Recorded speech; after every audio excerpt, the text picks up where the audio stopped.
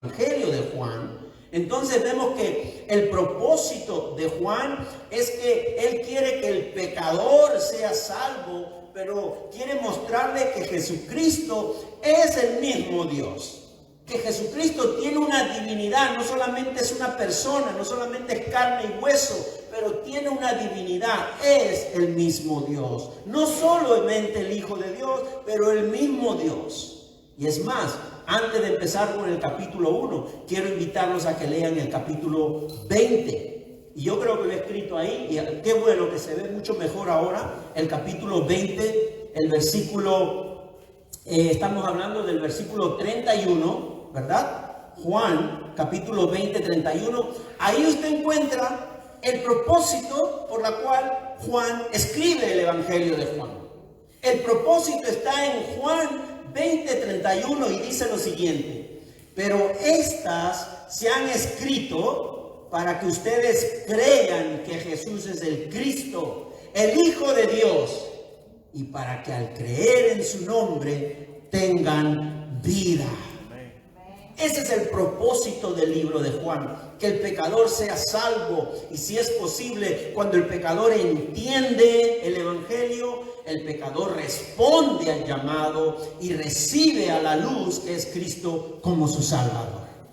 Entonces vemos el propósito por la cual Juan escribe el Evangelio de Juan. Pero ahora lo que nos reúne en esta mañana para poder empezar con el libro de Juan es el capítulo 1. Y en el capítulo 1 vamos a leer Juan 1, versículo 1 hasta el 18. Miren lo que dice la palabra. Yo voy a leer Nueva Versión Internacional.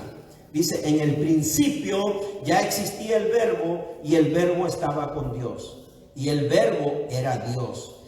Él estaba con Dios en el principio. Por medio de él todas las cosas fueron creadas. Sin él nada de lo creado llegó a existir. En él estaba la vida, y la vida era la luz de la humanidad.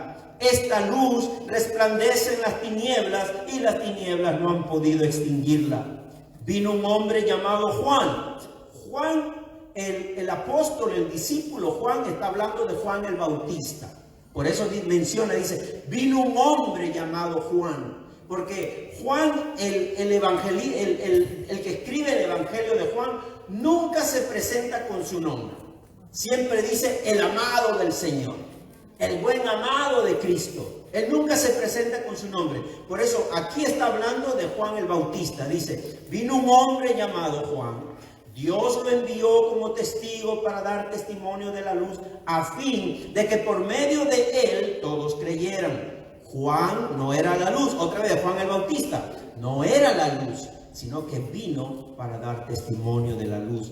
Esa luz verdadera, la que alumbra a todo ser humano, venía a este mundo. El que era la luz ya estaba en el mundo, y el mundo fue creado por medio de él, pero el mundo no lo reconoció.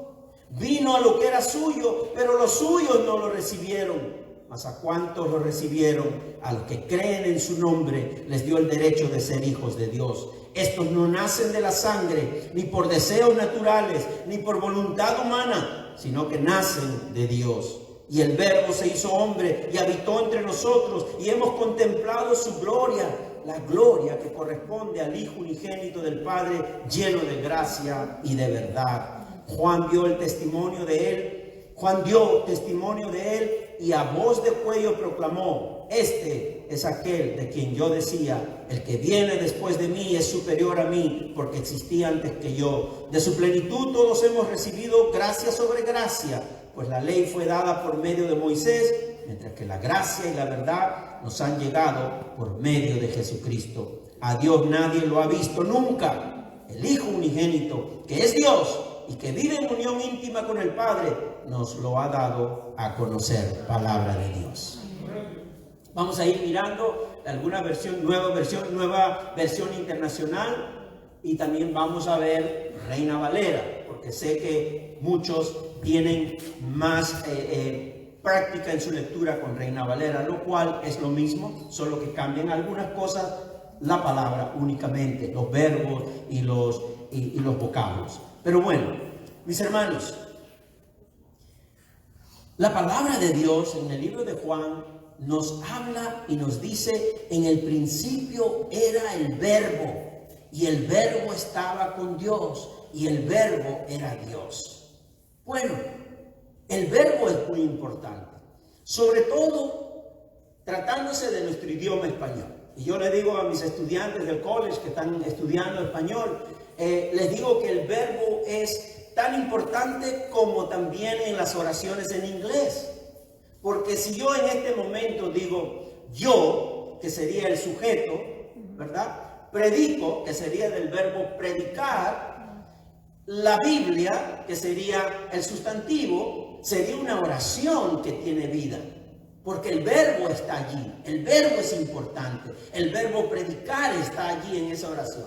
Pero si yo le digo yo, la Biblia, es algo que no tiene sentido. No hay una aclaración, no hay una acción en esa oración. Por eso que el verbo es importante. Y lo que quiero que ustedes y yo podamos mirar el día de hoy es por qué Juan, en vez de iniciar como lo hacen los otros evangelios, el nacimiento de Jesús, ¿por qué inicia diciendo en el principio era el verbo? O Reina Valera dice en el principio ya existía el verbo. En vez de iniciar con el nacimiento de Jesús. Pero mis hermanos, Él no describe el nacimiento de Jesús, sino que Él nos habla del verbo. Ahora, si nosotros miramos el libro de Juan, en lo que es el griego koiné, que es el griego que se escribió la Biblia, las originales escribieron del griego koiné. Vamos a poner el slide que tengo allí. Miren mis hermanos, si ahorita usted tiene su Biblia, con uno original, con una página original, estuviera escrito de esta manera. Sobre todo el Nuevo Testamento se escribe en griego. Estuviera escrito de esta manera. En el principio, la Reina Valera la traduce como verbo, pero la palabra es logos. Yo lo he subrayado, he tratado de subrayarlo, no sé si usted lo ve ahí, underline. Logos, logos, logos. Y logos en el griego, sobre todo en la cultura greco-romana, significaba palabra. Todo lo que la persona que pronunciaba ese vocablo logos estaba diciendo palabra. Y a eso, hoy día he querido compartir eso con ustedes, porque mis hermanos, es importante conocer un poquito de estas cosas. Porque al abrir nuestras Biblias, Reina Valera, Nueva Versión Internacional, la Biblia de las Américas y muchas traducciones en español, lo traducen como verbo. En el principio era el verbo, ya existía el verbo y el verbo estaba con Dios y el verbo era Dios. Bueno, ahora sabemos que logos realmente no significa verbo, sino significa palabra. Palabra, es un vocablo griego que significa palabra. Entonces, si significa palabra, ¿cómo diría este pasaje? Sobre todo el primer versículo de Juan. Diría lo siguiente: en el principio era la palabra, y la palabra estaba con Dios, y la palabra era Dios. Así debería ser la traducción en todo caso, porque ese vocablo, palabra, significa que conocemos a Dios a través de su palabra. Aquí se revela Dios a través de su palabra. Él es el logos. Él es el logos de lo que decían los griegos. Entonces, Dios se revela a través de su palabra. La Biblia nos revela a Dios, que es la palabra. Su palabra, que es la que leemos, nos revela a Dios. Es su revelación hablada a través de su palabra. La Biblia, su palabra, su revelación es la extensión de Dios mismo. Es la presentación de Dios mismo. ¿Usted quiere conocer a Dios? Lea la palabra. Él se revela a través de la palabra. No solamente algo escrito, es su esencia, es su naturaleza revelada ante sus ojos y ante su pensamiento cada vez que usted lee, ante su razonamiento y su reflexión. Mi hermano, mi hermana, su palabra representa su esencia. Su palabra representa su mente. Su palabra representa su existencia misma. Y su palabra, dice este pasaje, en el principio ya existía la palabra y en la palabra estaba con Dios, y la palabra era con Dios. Cristo Jesús es la palabra. Jesucristo es la palabra. Es la revelación de la palabra de Dios. Qué lindo saber que Jesús es esa revelación del mismo Dios. Juan nos dice que Jesús ya existía desde el principio.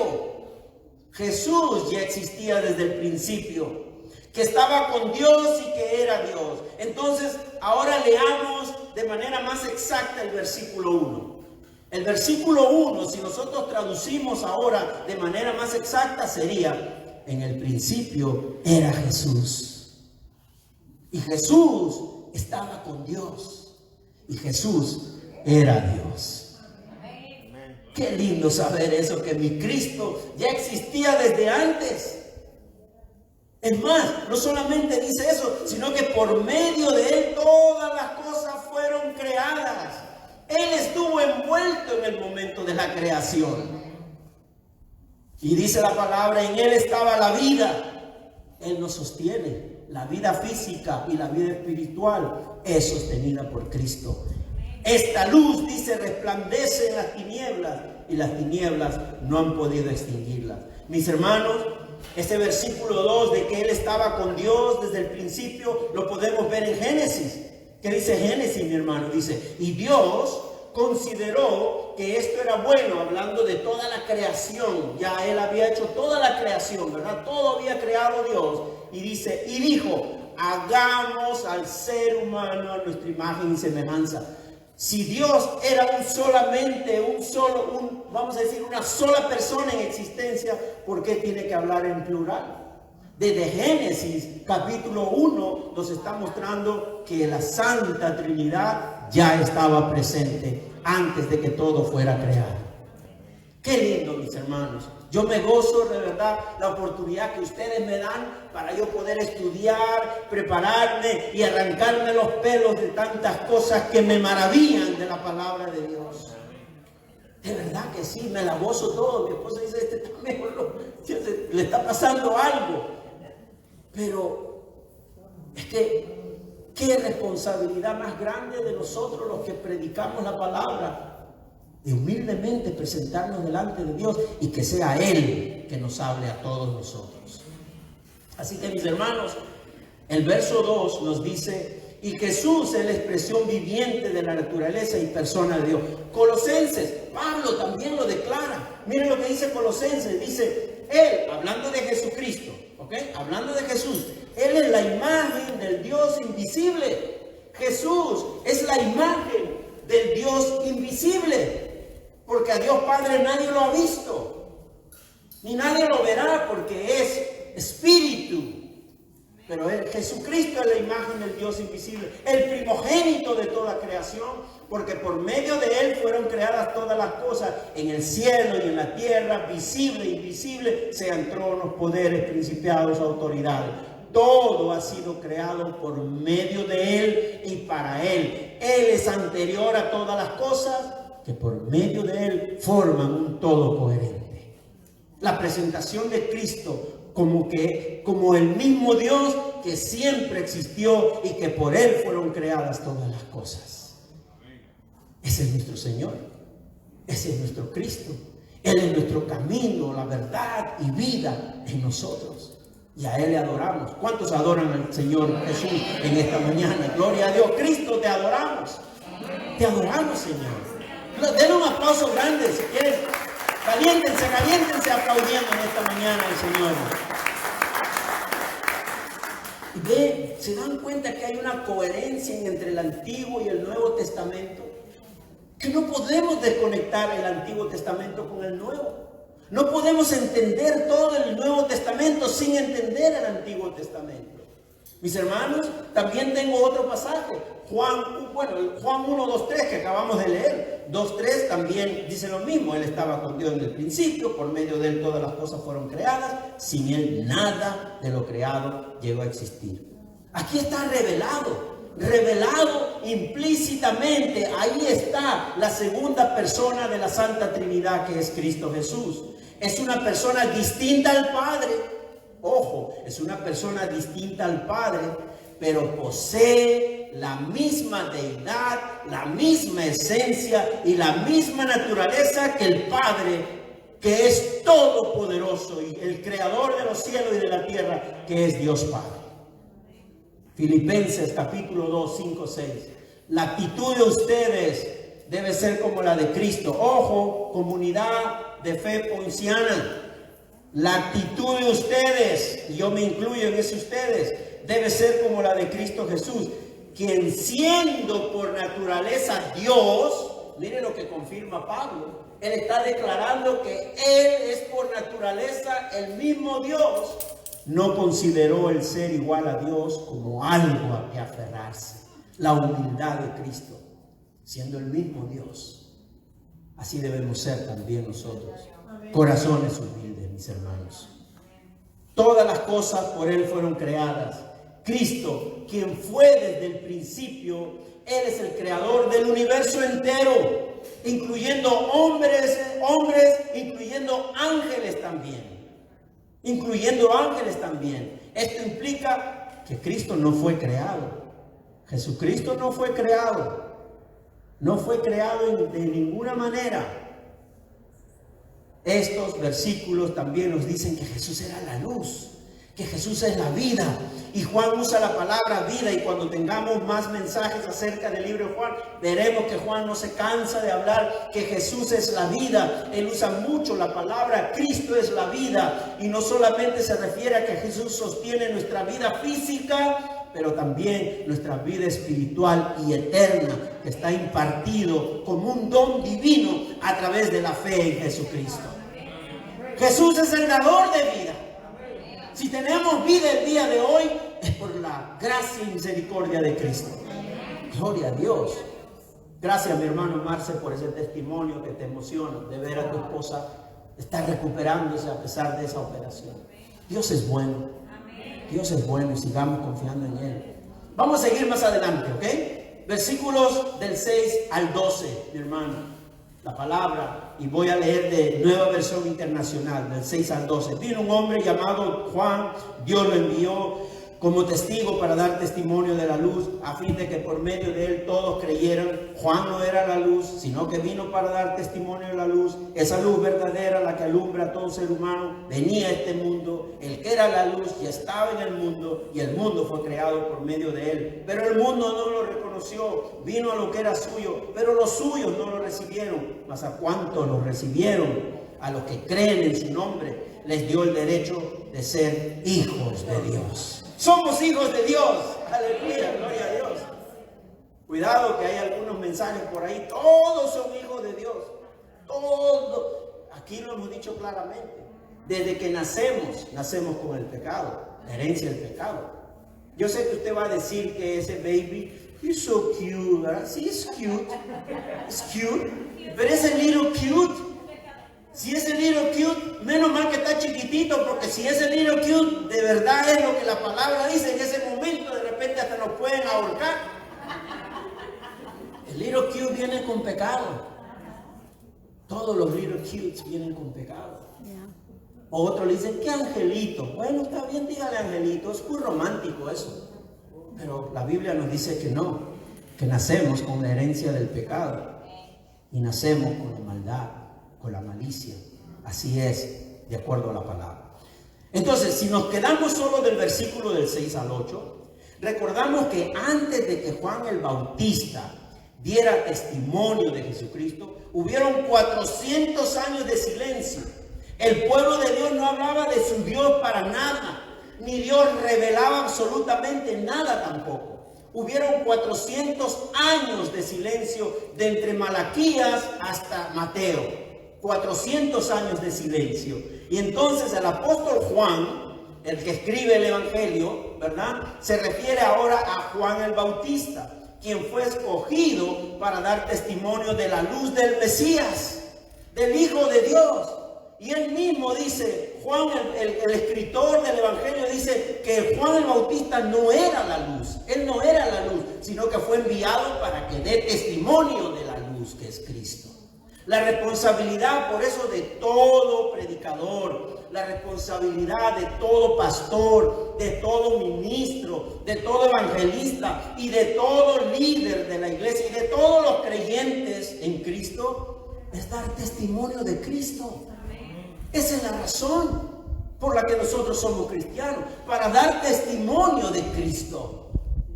Mis hermanos, no somos los mediadores. Yo no soy el mediador de tu salvación con Dios. Es Cristo Jesús el mediador. No somos los que convertimos a los pecadores. Yo no tengo ningún poder para convertirte. Mi esposa con la justa me sigue convirtiendo todos los días en una buena persona porque me hace ver mis errores. Pero esa conversión de cristiano verdadero, esa conversión de venir de la oscuridad a la luz, solo es en el nombre de Cristo. Solo Cristo lo hace posible. Por eso digo, yo no soy un mediador. Tampoco soy el que convierto a las personas. La misión de todo verdadero creyente y de todo líder de la iglesia es predicar a Cristo. ¿Por qué? Porque Cristo es el tema central de la predicación. Y lo estamos viendo en todos los pasajes. Pablo hablaba de Cristo. La misma palabra, el mismo evangelio de Juan, el mismo Génesis habla de que Cristo ya existía. Mis hermanos, el verso 6 nos dice el 6 y el 7 claramente, ¿verdad? Que vino Juan para dar testimonio. Y Juan, déjenme decirle, mis hermanos, que Juan es el último profeta que hubo en esta tierra. Es el último profeta que hubo en esta tierra. Usted me dirá, no, un momento, pastor, yo conozco otros profetas. Conozco uno en Orlando, conozco uno también aquí en Ponciana, bueno. Pero déjenme probarle con elementos bíblicos por qué Juan el Bautista era el último profeta. Yo estoy predicando hoy día la revelación escrita de Dios, pero yo no soy un profeta. El hecho de que yo predique la revelación de Dios no me hace profeta. Entonces, quiero decirles en esta mañana, mis hermanos, que la Biblia nos muestra ciertos elementos que prueban que Juan es el último de los profetas enviados por Dios. Así que vamos a empezar. Un elemento que valida y que prueba de que Juan era el último profeta es que su vida y su misión de Juan el Bautista había sido anunciado en Isaías 40 como la voz que clamaría en el desierto, preparando el camino al Señor. Ya Isaías estaba anunciando que vendría Juan el Bautista a preparar el camino de Cristo. Bueno, yo le dije que yo anuncio la revelación de Dios cada domingo, pero eso no me hace a mí autollamarme profeta. Porque he leído todo el libro de Isaías y no he encontrado que él está anunciando acerca de mi nacimiento, ni de mi misión. Está anunciando la de Juan el Bautista. Por eso digo que es el último profeta en la tierra. Y es más, otra prueba bíblica de que Juan el Bautista es el último profeta en la tierra es que fue concebido de manera milagrosa. Ustedes saben que sus padres tenían 80 años y esos 80 años habían estado estériles hasta que por fin procrearon a Juan. Bueno, mis padres no. Mis padres, nosotros somos 6 hermanos y vamos a ser 7. ¿Verdad? Entonces, ¿cómo podemos comparar al profeta Juan el Bautista, que fue el último en la tierra, con los que se autodenominan profetas en estos tiempos? Bueno, ya les dije. Eran estériles los padres de Juan el Bautista. Bueno, los míos no eran muy estériles, ¿no? Porque ya íbamos a ser 7 hermanos. Bueno, mi mamá, yo sé que estaba mirándome ahora mismo, mamá, contando algunos secretos de la familia. Entonces, otro elemento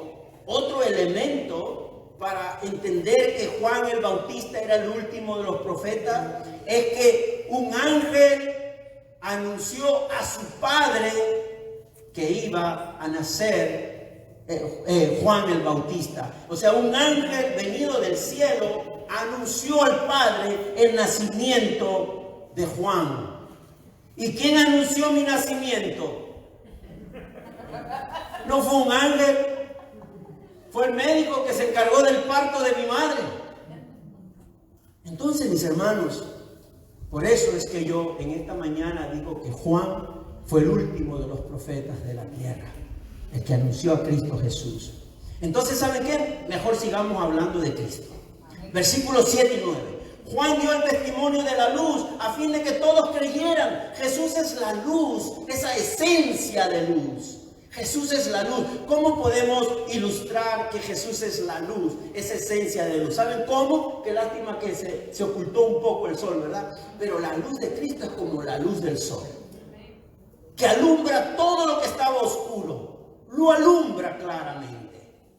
Así es la luz de Cristo. La luz de Cristo alumbra todos los rincones de oscuridad. Nada escapa de la luz de Cristo. La luz, que es también el Evangelio, significa la enseñanza de la verdad. Esa es la luz de Cristo, la revelación de la verdad que deja a la humanidad sin excusa de su responsabilidad de reconciliación con Dios.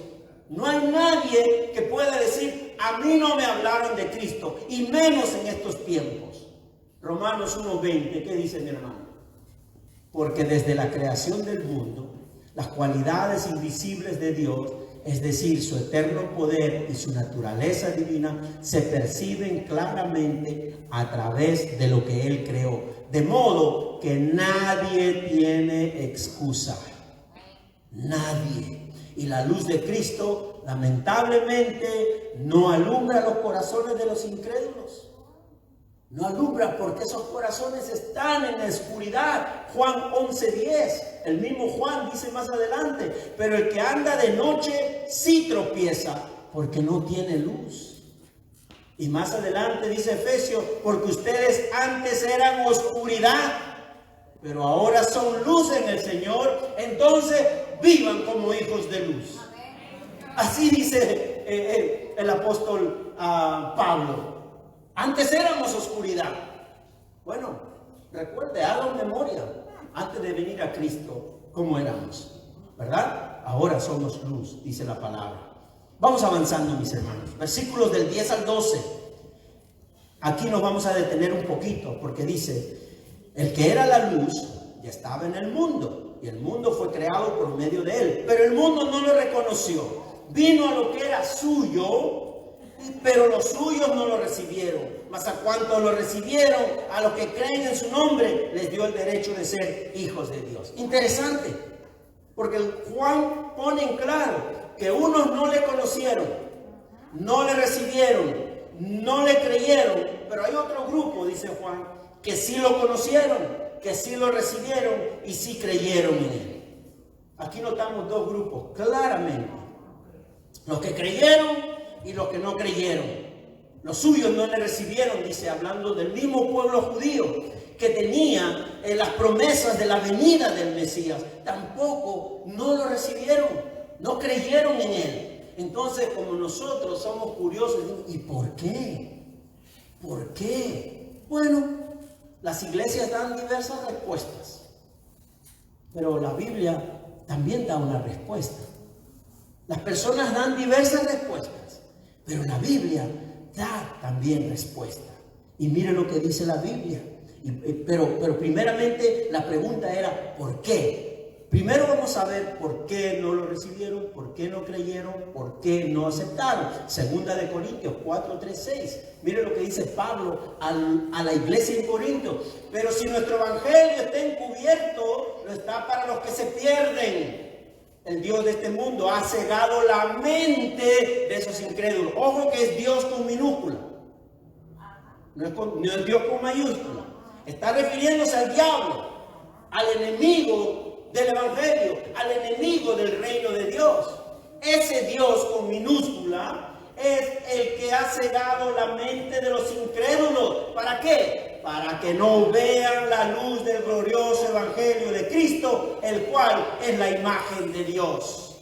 Y puedo seguir leyendo. No nos predicamos nosotros mismos, dice Pablo, sino a Jesucristo. Nosotros no somos más que servidores de ustedes por causa de Dios. Porque Dios, que ordenó que la luz resplandiera en las tinieblas, hizo brillar su luz en nuestro corazón para que conociéramos la gloria de Dios que resplandece en el rostro de Cristo.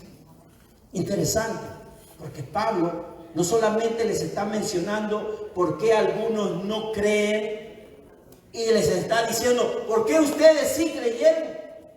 Primero le está diciendo, no creen porque ese Dios con minúscula, que es el diablo, en este mundo ha cegado la mente de esos incrédulos para que no vean la luz del glorioso evangelio de Cristo. Y más adelante le dice, pero ustedes, servidores de Cristo, ¿por qué? Porque Dios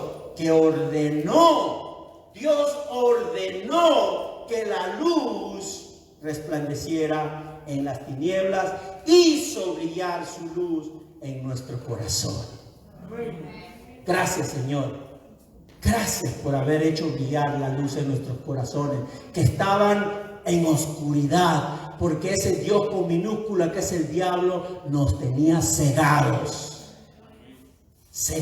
completamente. Por eso Juan dice, no le reconocieron debido a su ceguera espiritual.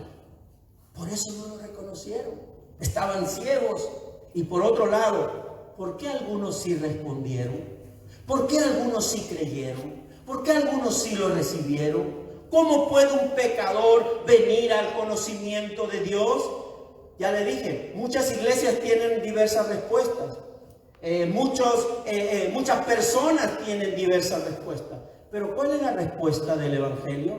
Versículo 13. Aquí está la respuesta. Yo creo que la tengo ahí por separado. Ahí está. En Reina Valera del 60 y Nueva Versión Internacional. La respuesta es la siguiente. Los cuales, o los hijos de Dios, porque anteriormente había dicho, ellos, dice, les dio el derecho de ser hijos de Dios. ¿Por qué les dio el derecho de ser hijos de Dios?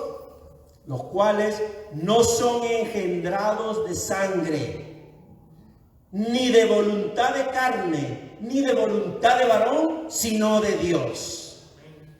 Nueva Versión Internacional, estos no nacen de la sangre. Los hijos de Dios no nacen de la sangre. Nosotros nos convertimos en hijos de Dios no por sangre, ni por deseos naturales, ni por voluntad humana, sino que nacen de Dios, dice la palabra.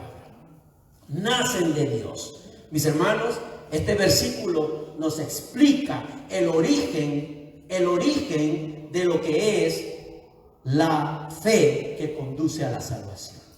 Así es como se originó tu fe, mi fe, para venir a los pies de Cristo. La conversión de la oscuridad a la luz. Estábamos en la oscuridad y el Señor nos puso fe para venir a la luz. Éramos hijos del pecado y ahora somos hijos de Dios. Estábamos enemistados con Dios, éramos enemigos de Dios. Ahora estamos reconciliados, llamados hijos de Dios por intervención y voluntad de Dios. Yo no sé cuántos dicen amén y cuántos le dan un aplauso al Señor en esta mañana por la obra de regeneración del Espíritu Santo en nuestra vida. Eso se llama regeneración del Espíritu Santo en la vida del creyente, de los que pasaron de la oscuridad a la luz. ¿Y sabe qué? ¿Qué cosa es regeneración? Es la labor previa a nuestra confesión. Es la labor previa e interna que hace el Espíritu Santo en la vida del pecador, dándole la luz, porque es voluntad de Dios, nacido de Dios. En el tiempo y a la manera señalados por Dios, el Espíritu Santo comienza a trabajar en el pecador, vivifica su corazón, ilumina su mente, infunde aborrecimiento del pecado y provoca la necesidad de ser salvado y le da hambre y sed de justicia. Yo conversaba con mi hermano Ed y con Grace. Hicimos una ilustración. El momento que un pastor está predicando el evangelio y de repente hace un llamado y Ed se levanta de su asiento Y la hermana Grace, muy emocionada por ese acto que está haciendo Ed, porque ella está orando años para que Ed venga a los pies de Cristo, saca su celular, mi hermana Grace, y comienza a filmar todo lo que está ocurriendo. Y el pastor hace el llamado, Ed se levanta de su asiento, viene al frente, confiesa sus pecados y acepta a Cristo como su Señor y Salvador. Bueno, si nosotros miramos el video nuevamente, vemos que hubo alguien que predicó. Vemos que alguien se paró. Alguien vino al altar y confesó su pecado y aceptó a Cristo. Pero lo que no se ve en el video es la obra regeneradora del Espíritu Santo en la vida de ese pecador.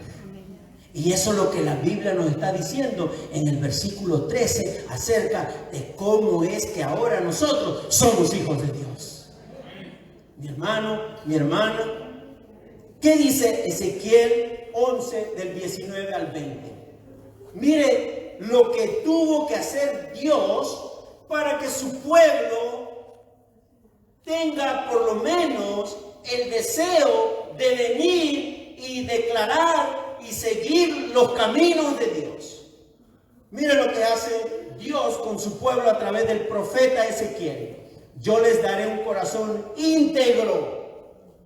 Es que si tú quieres tener un corazón íntegro, no lo vas a poder hacer. Es que Dios tiene que intervenir para que tu corazón sea íntegro. Yo les daré un corazón íntegro y pondré en ellos un espíritu renovado. Les arrancaré el corazón de piedra que ahora tienen y pondré en ellos un corazón de carne para que cumplan mis decretos y pongan en práctica mis leyes. Entonces ellos serán mi pueblo y yo seré su Dios. Qué linda es la gracia de Dios. Que aún sin merecerlo, porque teníamos el corazón duro como una piedra, pero en su gracia y en su voluntad y en sus propósitos vino a ti y vino a mí y transformó ese corazón de piedra, pero con un propósito, para que podamos nosotros cumplir los decretos de Él y pongamos en práctica los buenos mandamientos de Dios en nuestras vidas. Es más, no solamente eso, sino que eso nos iba a permitir de que seamos ahora el pueblo de Dios y Él ser nuestro Dios. Mis hermanos, eso lo hace el Espíritu Santo. El Espíritu Santo capacita al pecador para que haga uso de la fe que Él mismo le imparte. El mismo Dios es el que hace posible cambiar tu corazón de piedra en un corazón de carne, simbolizando que te saca de la necedad, te convence y te hace ver que tienes necesidad de Cristo en tu vida. Y te hace ver que eres un pecador y aceptas que eres un pecador por primera vez en tu vida. Mi hermano, mi hermana, esa es la dádiva de Dios. La fe viene de Dios.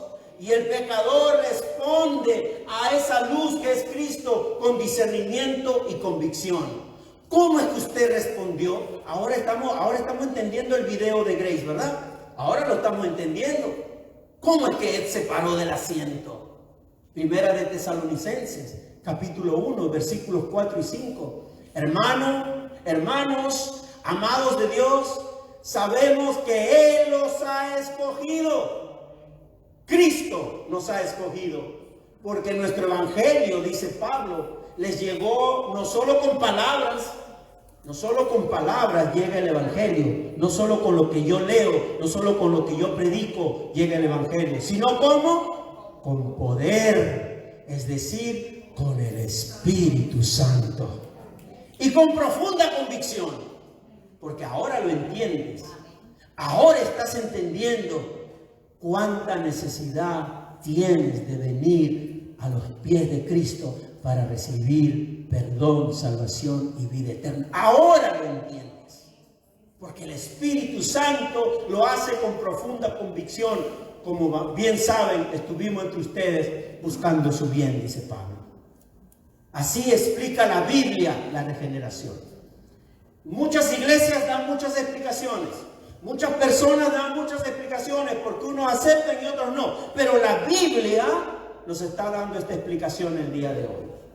¿Qué dice el libro de Tito 3:5? Él nos salvó, no por nuestras propias obras de justicia, sino por su misericordia. Nos salvó mediante el lavamiento de la regeneración. El lavamiento de la regeneración y la renovación por el Espíritu Santo. Así se produce ese remanente que sí cree, que sí acepta, que sí viene a los pies del Señor. Así es como se produce ese remanente. Santiago 1:18. Ya estoy terminando.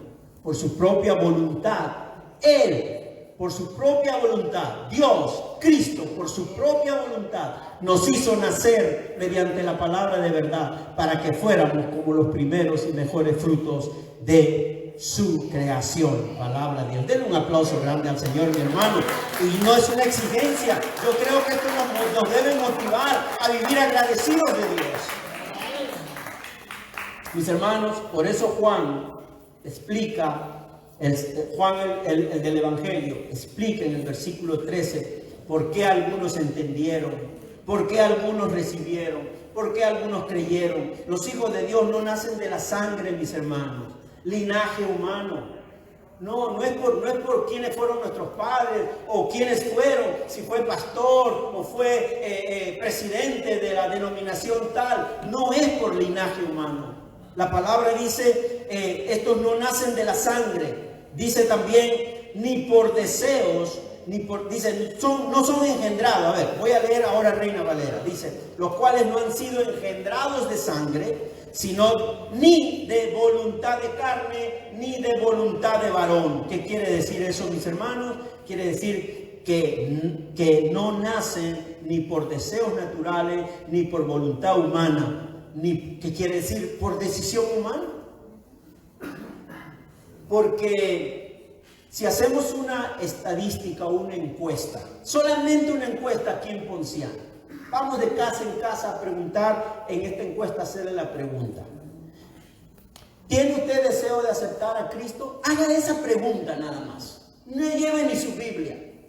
Nada más dígale: ¿tiene usted deseo de aceptar a Cristo? ¿Qué cree usted? ¿Qué va a decir la mayoría? No, yo estoy bien así.